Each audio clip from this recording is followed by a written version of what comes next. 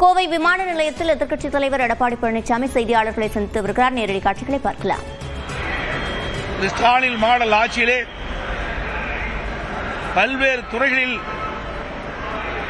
ஊழல் நடைபெற்றிருக்கின்றன. இன்றைக்கு அமலாக்கத்துறை, டாஸ்மாக் அந்த நிறுவனத்திலே பல்வேறு மட்டத்திலே ஊழல் நடைபெற்று, ரெய்டு நடைபெற்று, விசாரணை நடைபெற்றுக் கொண்டிருக்கின்றது. ஆகையால் பயந்து இன்றைய தினம் டெல்லியிலே நடைபெற்ற நிதி ஆயோக் கூட்டத்தில் கலந்து கொண்டுள்ளார் என்றுதான் கருத வேண்டியிருக்கின்றது. உண்மையிலேயே மக்கள் மீது பிரச்சனை, மக்களுடைய பிரச்சனையை தீர்க்க வேண்டும் என்று முதலமைச்சர் கருதியிருந்தால் கடந்த 3 ஆண்டு காலமாக எதற்கு நிதி ஆயோக் கூட்டத்தை புறக்கணித்தார்? இதுதான் மக்களுக்கு ஏற்படுகின்ற மிகப்பெரிய சந்தேகங்கள். அதோடு திரு ஸ்டாலின் அவர்கள் எதிர்க்கட்சி தலைவராக இருந்த பொழுது பாரத பிரதமர் அவர்கள் தமிழ்நாட்டுக்கு வரி தந்த பொழுது கருப்பு பலூன் விட்டு எதிர்ப்பை தெரிவித்தார். திராவிட முன்னேற்ற கழகம் ஆளுங்கட்சியாக வந்த பிறகு திரு ஸ்டாலின் அவர்கள் அதே பிரதமருக்கு வெள்ளைக்குடை பிடித்தவர் தான் இன்றைய முதலமைச்சர் ஸ்டாலின் அவர்கள். எதிர்க்கட்சியாக இருக்கின்ற பொழுது ஒரு நிலைப்பாடு, ஆளுங்கட்சியாக வந்த பிறகு ஒரு நிலைப்பாடு. இரட்டை வேடம் ஓடுகின்ற கட்சி திமுக கட்சி என்பதை வெளிப்படையாக தெரிகின்றது. நாங்கள் கேட்கின்ற கேள்வி, எதிர்க்கட்சி கேட்கின்ற கேள்வி, மக்கள் கேட்கின்ற கேள்வி, ஒரு முதலமைச்சர் தன்னுடைய கடமையை செய்ய தவறிவிட்டார். கடந்த 3 ஆண்டு காலமாக நடைபெற்ற நிதி ஆயோக் கூட்டத்திலே கலந்து கொண்டு மக்களுடைய பிரச்சனையை அந்த கூட்டத்திலே தெரிவித்திருந்தால் மக்களுக்கு நன்மை கிடைத்திருக்கும், திட்டங்களுக்கு அனுமதி கிடைத்திருக்கும், நிலுவைத் தொகை கிடைத்திருக்கும் என்று மக்கள் கருதுகின்றார்கள். அதை செய்ய தவறிய முதலமைச்சர் இன்றைய முதலமைச்சர் ஸ்டாலின் அவர்கள். அதோடு தமிழகத்திலே சட்ட ஒழுங்கு சந்தி சிரித்துக் கொண்டிருக்கின்றன.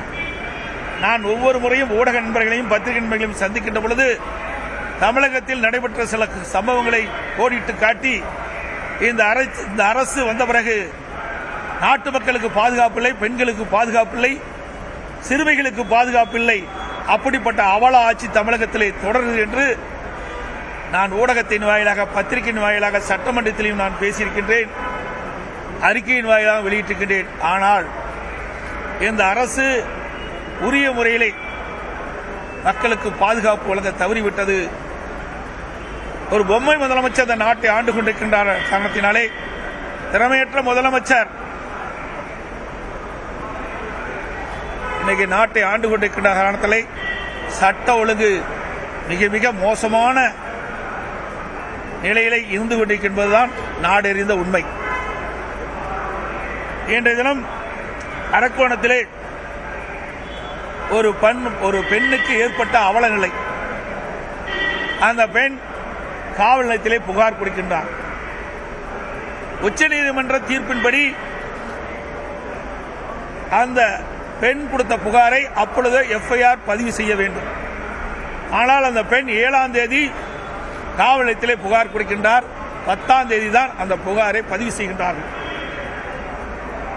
அந்த புகார் செய்த அந்த நபர் தெய்வ செயல் என்று பெயர், பத்திரிகையில் வந்த செய்தி.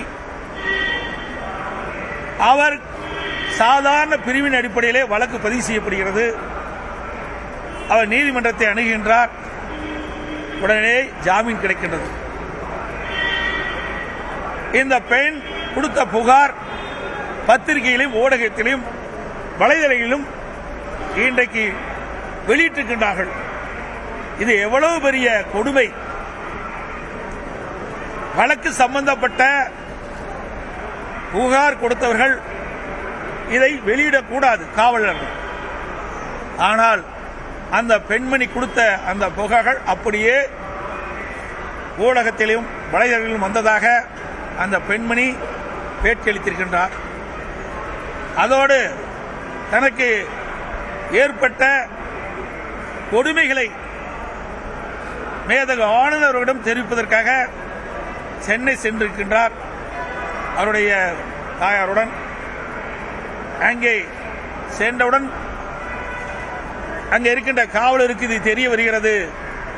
மேதகு ஆளுநரை சந்திக்க விடாமல் தடுத்து நிறுத்தி அந்த பெண்மனையும் அவரோடு வந்த தாயாரையும் ஒரு ஆட்டோவில் 2 பெண் காவலர்கள் ஏற்றி வழியிலே இறக்கி விடுகின்ற கொடுமை இந்த ஆட்சியிலே தான் பார்க்கப்படுகிறது. அந்த பெண்மணி சொல்லுகின்றார், இவ்வளவு கொடுமை எனக்கு ஏற்பட்டிருக்கின்றது. எனக்கு ஏற்பட்ட இந்த அவலங்கள் வேற எந்த பெண்ணுக்காக ஏற்பட்டால் அவர்கள் எப்படி துணிந்து வந்து புகார் கொடுப்பார்கள் என்று அச்சத்தோடு தன்னுடைய நிலைமையை ஊடகத்தின் வாயிலாக வெளிப்படுத்தியிருக்கின்றார். இந்த செய்தியெல்லாம் ஊடகத்தின் வாயிலாக வெளிவந்திருக்குது. எவ்வளவு மோசமான ஆட்சி நடைபெற்றுக் கொண்டு என்பதற்கு இந்த அரக்கோணமே சாட்சி என்பதை இந்த நேரத்தில் தெரிவிக்க விரும்புகின்றது. அதேபோல கும்பகோணம், தஞ்சாவூர் மாவட்டம் திருவிடைமதுர் பகுதியில் ஒரு பெண்ணுக்கு கூட்டு பாலியல் வன்கொடுமை நேர்ந்துள்ளது. அந்த பெண்ணுக்கு ஏற்பட்ட பாலியல் வன்கொடுமையை காவல்துறையை வெளியிடுகிறது. எவ்வளவு கொடுமையான செயல்! குற்றவாளிகள் முன்ஜாமீன் பெறுவதற்கு காவல்துறை துணை புரிகிறது. தற்போது எதிர்க்கட்சித் தலைவர் எடப்பாடி பழனிசாமி பல்வேறு விமர்சனங்களை திமுக மீது வைத்திருக்கிறார். இது தொடர்பாக பின்வரும் செய்திகளில் விரிவாக பார்க்கலாம்.